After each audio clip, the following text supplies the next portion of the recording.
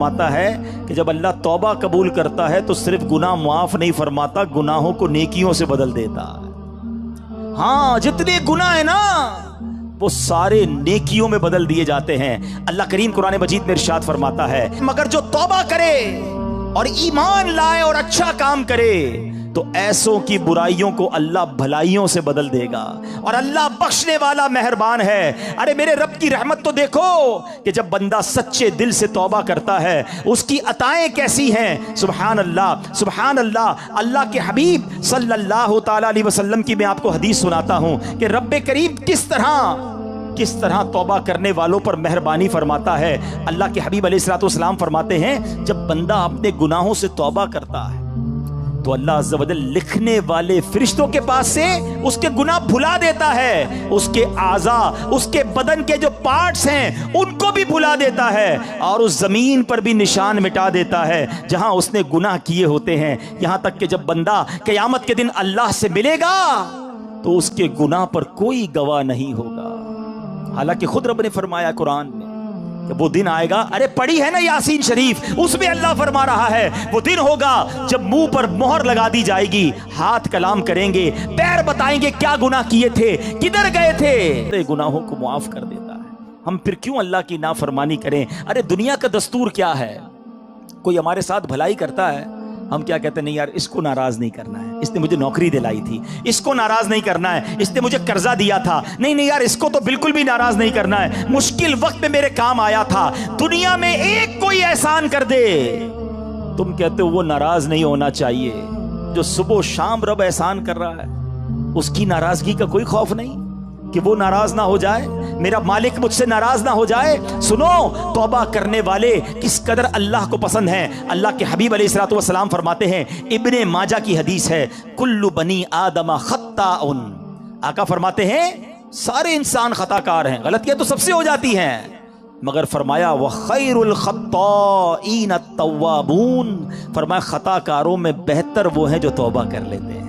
गलती होती है तो माफी मांग लेते हैं, सर को झुका लेते हैं, अल्लाह से अर्ज करते मौला आइंदा नहीं करूंगा, और उसकी बारगाह में नदामत का इजहार करते हैं। एक और जगह मेरे आका अलैहिस्सलातु वस्सलाम फरमाते हैं, तुम सब में बेहतरीन वो हैं जो फितनों में मुब्तला हो और तौबा करता हो, यानी अगर गुनाह हो जाए फौरन माफी मांग ले। अच्छा, हमारे कुछ लोगों का तौबा का स्टाइल भी बड़ा अजीब है, तौबा तौबा अस्तगफिरुल्लाह, गालों पे चपत लगा ली मगर कोई शर्मिंदगी नहीं है। अरे ऐसी तौबा तो खुद तौबा की मोहताज है। तौबा दिल से होती है, तौबा शर्म के साथ होती है, तौबा नदामत के साथ होती है। और जब नदामत के साथ बस एक लम्हे की तौबा होना, अल्लाह पिछले सारे गुनाह मुआफ कर देता है। अभी तो सुना आपने उसने क्या किया था, उस 40 साल के गुनाहगार बंदे ने क्या किया था। सर चादर में डाल के सर झुकाकर अल्लाह को कहा ही था ना कि अल्लाह बस माफ कर दे, आज बचा ले। अल्लाह करीम ने उसके सबब बारिश बरसा दी। वो दिल का कनेक्शन रिक्वायर्ड है, वो दिल से मोहब्बत अल्लाह से दरकार है, फिर अल्लाह पिछले सारे गुनाह मुआफ कर देगा। और मैंने तो माल, ये दौलत, ये गाड़ी, ये घर, ये शोहरत, सब कुछ पीछे रह जाएगा। अब हमारे साथ कब्र में होंगे हमारे अमाल। और देखो, अगर अल्लाह नाराज हुआ ना, अल्लाह नाराज हुआ तो मारे जाएंगे, फिर तो कब्र जहन्नम का घड़ा बन जाएगी।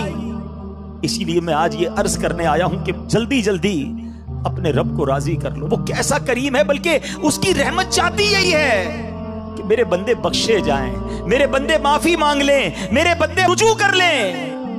मगर ये बंदा है जो रुजू नहीं कर रहा, ये बंदा है जो उससे दोस्ती नहीं कर रहा। खुदारा, मैं आज के बाद अल्लाह के फर्मा बरदार बंदों में शामिल हो जाऊं। सुनो वो कैसा करीम है।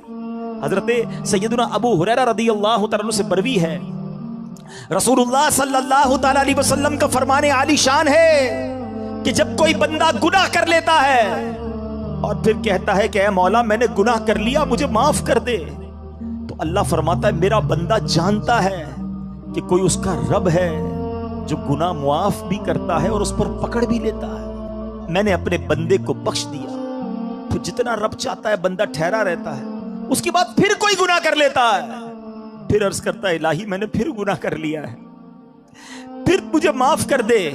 तो रब्बे करीम फरमाता है मेरा बंदा जानता है मैं अल्लाह ही करना है और क्या करना है। ये शैतान का बड़ा वार है। वो तौबा में ताखीर करवाता है। मैं आपसे सवाल करता हूं कि अगर आपने ये सोचा हुआ है कि मैं बुढ़ापे में जाकर नमाजी भी बन जाऊंगा, गुनाह भी छोड़ दूंगा, चेहरे पे दाढ़ी भी सजा लूंगा, तो क्या नौजवान नहीं मरते? आपके पास गारंटी है कि आप बूढ़े हो सकेंगे? खुदारा शैतान के इस वार में ना आओ, बल्कि जवानी की तौबा तो अल्लाह को बड़ी पसंद है। हाँ, जो जवान तौबा करता है ना, वो अल्लाह को कैसा पसंद है। आओ मैं आपको एक हदीस सुनाता हूं। ऐ मेरे नौजवानों, गुनाह मत करो, अल्लाह की बारगाह में अल्लाह से दोस्ती कर लो। तो अल्लाह को नरमी वाला, आजजी वाला नौजवान पसंद है। अल्लाह ऐसे नौजवान पर जो जवानी में इबादत करता है ना, अपने फरिश्तों के सामने फख्र फरमाता है कि ये मेरा बंदा है। अब अपने आप जिंदगी का मजा ही खत्म हो जाएगा। ऐसा कई बार होता है कि जब हम ऐसा बयान सुनते हैं, ऐसी महफिल में जाते हैं ना, तो ख्याल तो आता है कि यार तौबा कर लेनी चाहिए।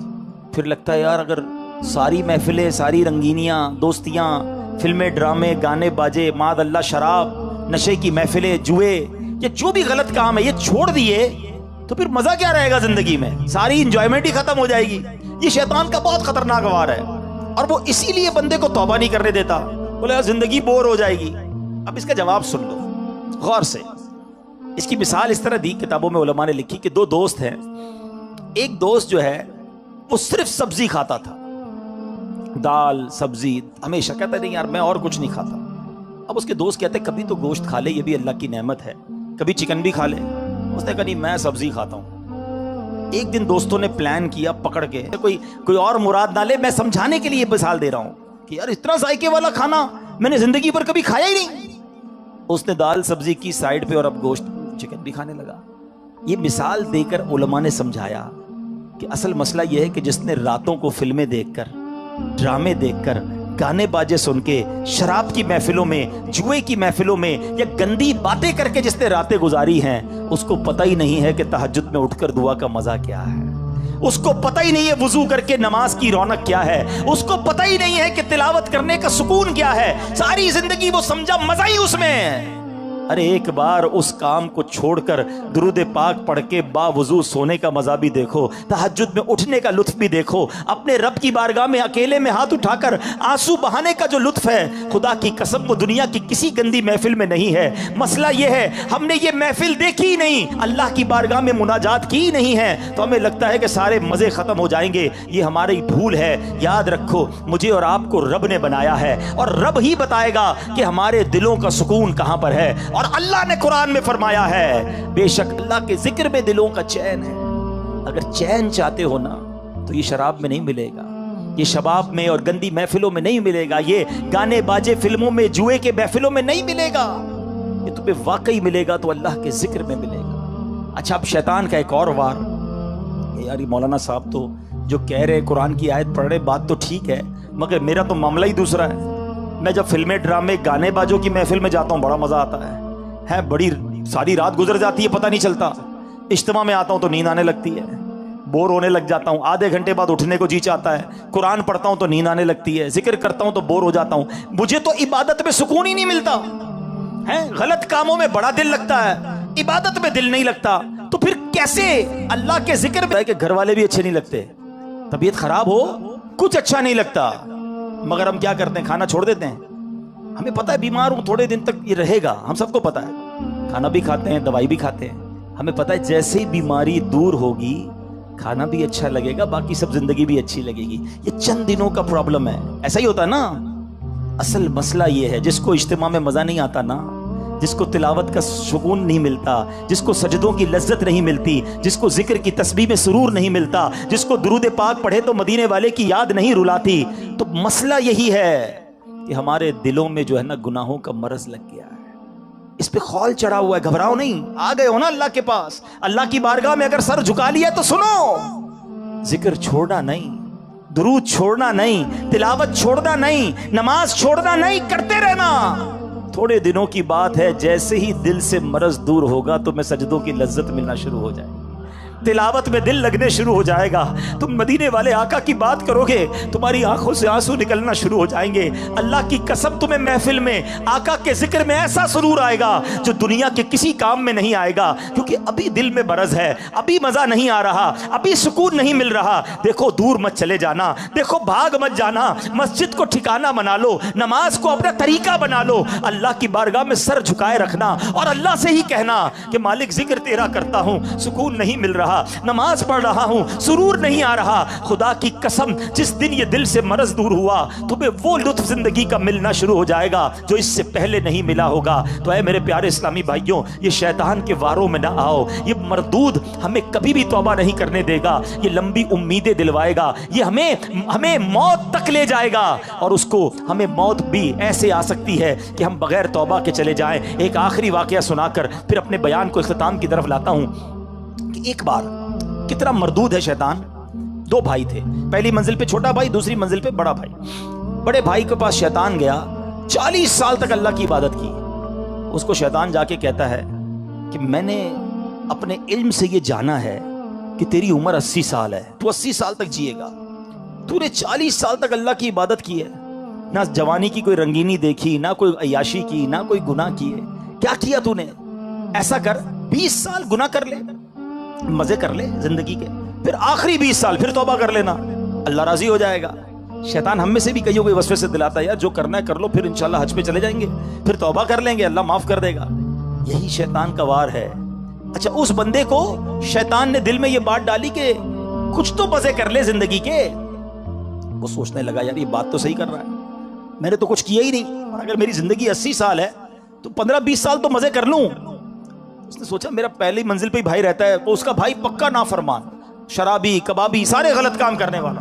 कहता कहीं और जाने की क्या जरूरत है, नीचे ही भाई है उसके पास चला जाता हूं, जिंदगी के थोड़े मजे उठा लेता हूं। अल्लाह की शान देखो, नीचे वाले भाई के दिल में ख्याल आया, कितने साल हो गए मुझे गुनाह करते हुए, कितने गुनाह कर लिए। एक मेरा ऊपर भाई रहता है, कैसा इबादत गुजार नेकूकार, और एक मैं हूं कि बदकारियां ही खत्म नहीं हो रही। चलो आज तौबा करते हैं, अल्लाह की बारगाह की तरफ चलते हैं।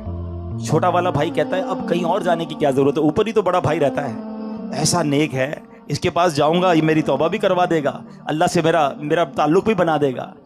अब साल तक नेकी की थी, छोटे भाई को हमारे हिसाब से तो अजाब के फरिश्ते लेने आने चाहिए थे, इतने गुनाह किए।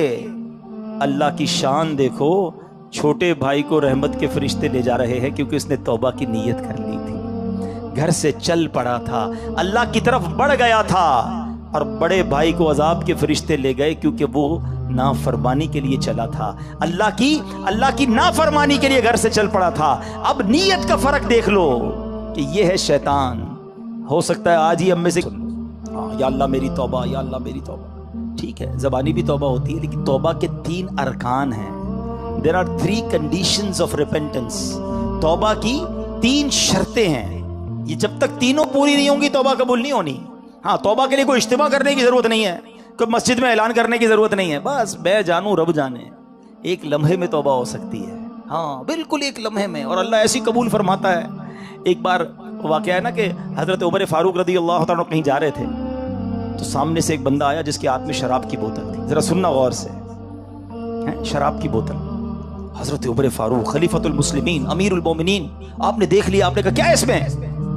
बंदा घबरा गया कि अगर हजरत अमीरुल मोमिनीन को पता चल गया कि मैं शराब लेके जा रहा हूं तो मारा जाऊंगा। डरते डरते कहता हुजूर इसमें तो सिरका है।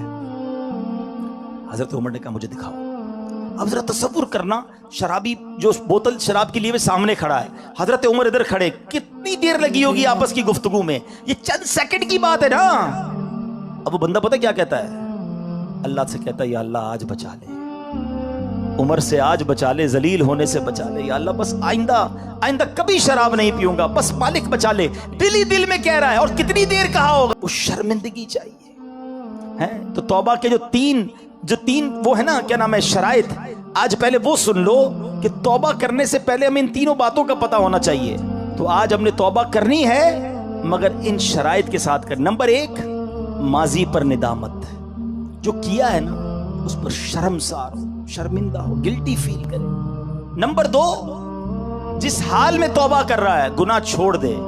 ऐसा नहीं कि सुबह फजर पढ़ने का इरादा बिल्कुल नहीं है, रात इशा अभी तक पढ़ी नहीं और रात में पढ़ने का भी इरादा नहीं है, और कह रहा है या अल्लाह नमाज जो नहीं पढ़ी माफ कर दे, आइंदा पढ़ूंगा नहीं। तौबा भी करे, इस वक्त वो गुनाह छोड़ दे तो फिर वो तौबा होती है। और तीसरी, आइंदा ना करने का पुख्ता इरादा। फिर अलग बात है कि फिर बंदा गुनाह में पड़ जाए, ये बात की बात है। शैतान ये भी बोलता है कि यार तौबा करने का फायदा क्या, मैं तो फिर गुनाह कर लेता हूं। ये भी शैतान का वार है। आज तौबा कर लो, क्या पता गुनाह का मौका ही ना मिले, इससे पहले ही मौत आ जाए। हमारा काम तौबा करना है और अल्लाह से अर्ज करना है मौला इस्तिकामत दे दे। तो है मेरे प्यारे इस्लामी भाइयों, आओ आज अपने रब के हुजूर सच्ची पक्की हमने तौबा कहमा याद आता है, उल्टे काम याद आते हैं। ऐसे दोस्त नहीं चाहिए। दोस्त वो बनाओ जिसे देखकर खुदा याद आए। मैं गुनाह करूं तो मुझे मस्जिद में ले जाए, मुझे तौबा कराए, ना कि गुनाहों में मददगार साबित हो। हमारा प्रॉब्लम ही यही है, हमने दोस्तियां ऐसी रखी हैं। इतर वाले की दुकान देखी है ना, पैसे खर्च करो ना करो फ्री की खुशबू मिल जाती है। ये है अच्छी सोबत, ये अच्छे बंदे की सोबत है। और कहते हैं बुरे बंदे दी सोबत यारो, जिवें दुकान लोहारा, कपड़े पावे कुछ कुछ पइए, चिंगा पहन हजारा। जितने भी कपड़े बचा लो, लोहार की दुकान पर जाओ तो सुराख हो ही जाता है कपड़ों में। यही बुरे दोस्तों की सोबत है। कुछ लोग कहते हैं मैं शराब नहीं पीता, दोस्त पीते मैं सिर्फ बैठता हूं, मैं जुआ नहीं खेलता, दोस्त खेल रहे होते मैं तो सिर्फ कंपनी देता हूं, मैं गलत काम नहीं करता। अरे अल्लाह के बंदो, ये दोस्त ही होते हैं जो तुम्हें हराम की तरफ ले जाते हैं। आज तुम शराब नहीं पी रहे, मगर कल एक दिन आएगा कि तुम शराबी बन जाओगे। आज तुम नशा नहीं कर रहे, लोग कहते नहीं मैं तो सिर्फ सिगरेट पीता हूं। अरे यही सिगरेट तुम्हें आगे जाके फिर नशे वाली सिगरेट बनेगी। आज तक कौन सा ऐसा शराबी और जुआरी, या मुझे जनाब कोई एक नशा ही बता दो कि जिसको माँ बाप ने ला कर दिया हो कि बेटा आज तूने बड़ा अच्छा काम किया, ले बेटा शराब पी ले, हैं? या ये आज चरस का सिगरेट पी ले, ये हीरोइन पी ले, कौन पिलाता है? हमेशा ये गलत आदत दोस्तों से ही लगती है। और बंदा कहता है मुझे अपने ऊपर बड़ा एतमाद है, मैं तो सिर्फ बैठता हूं। ये बैठने वाला ही आगे जाके बर्बाद होता है। चोर बनाते हैं, डाकू बनाते हैं, गलत कामों की तरफ ले जाने वाले ये दोस्त होते हैं। खुदारा आज तय कर लो कि मैंने दोस्त किसे बनाना है। अरे दोस्त तो वो होना चाहिए जो जिंदगी में भी मुझे गुनाहों से बचाए और मैं मर जाऊं तो मेरी कब्र पर आकर भी मुझे सवाब पहुंचाए। हमारे तो ऐसे दोस्त हैं जिनको जनाजा ही पढ़ना नहीं आता, क्या सवाब पहुंचाएंगे? अब तय आपने करना है कि अगर वाकई नेक बनना है तो अपनी संगतें, अपनी दोस्तियां भी तब्दील करनी होंगी। और आज के दौर में आपको दावत इस्लामी ऐसा माहौल देती है, ऐसे दोस्त देती है जो इंशाअल्लाह जिंदगी में भी आपको काम आएंगे और मरने के बाद भी आपके लिए इसाले सवाब करेंगे। आओ आज मैं भी नियत करूं और आप भी नियत करें। पक्की सच्ची आज नियत करनी है, आज के बाद मेरी कोई नमाज कज़ा नहीं होगी। ऐसा नारा लगाएं कि शैतान भी इधर से भाग जाए। आज के बाद हमारी कोई नमाज कज़ा नहीं होगी, फिल्में ड्रामे नहीं देखेंगे, गाने बाजे नहीं सुनेंगे, हराम रोजी के करीब भी नहीं जाएंगे, शराब जुए और गलत कामों से दूर रहेंगे, आका की सुन्नत के मुताबिक जिंदगी गुजारेंगे।